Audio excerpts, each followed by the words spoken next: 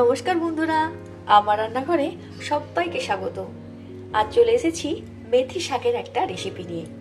শীতের দিনে এই শাকটি অপূর্ব লাগে, বানানো অতি সহজ। চলুন তাহলে দেখে নেব আমার আজকের মেথি শাক বানাতে কি কি উপকরণ লাগে।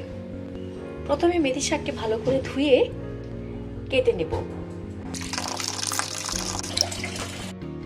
মেথি শাক এইরকম ভাবে কেটে নিয়েছি। একেবারে চৌকো করে কেটে নিয়েছি আলু, আর নিয়েছি বেগুন, আর একটা কাঁচা লঙ্কা। এই রান্নাটি আমি নিরামিষ বানাবো, আপনারা পেঁয়াজ রসুন দিয়েও বানাতে পারেন, সেটাও অপূর্ব হয়। কড়াইতে দিয়ে দেবো সর্ষের তেল।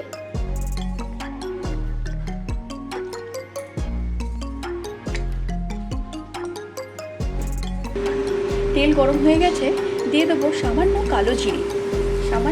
দিয়ে দিলাম।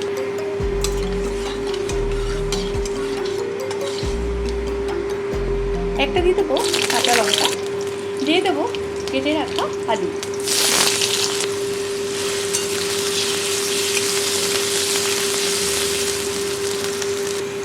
পরিমাণ মতো দেব লবণ আর হলুদ।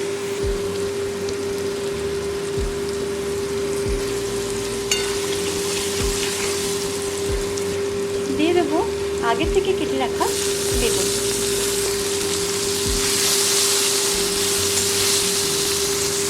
আলু বেগুনটা যখন এরকম ভাজা হয়ে যাবে, এবারে দিয়ে দেবো শাকটা।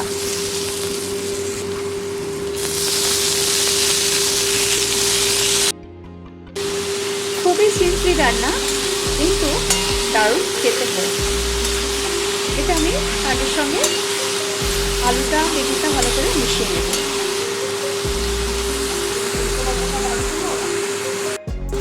এই শাকের মধ্যে কিন্তু আমি জল এক্সট্রা দিই না, জলটা শাক থেকেই বেরিয়েছে।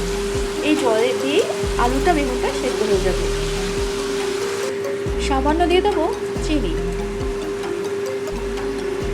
এই শাকটা একটু তেতো হয়, সেই জন্য আমি চিনিটা দিলাম।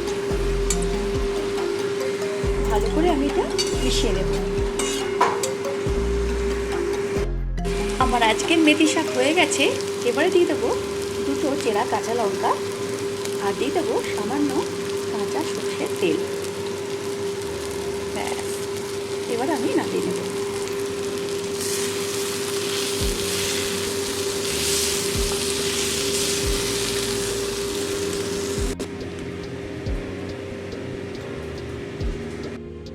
আমার আজকের মেথি শাকের রেসিপি হয়ে গেছে। আপনারা এইভাবে বানিয়ে দেখবেন।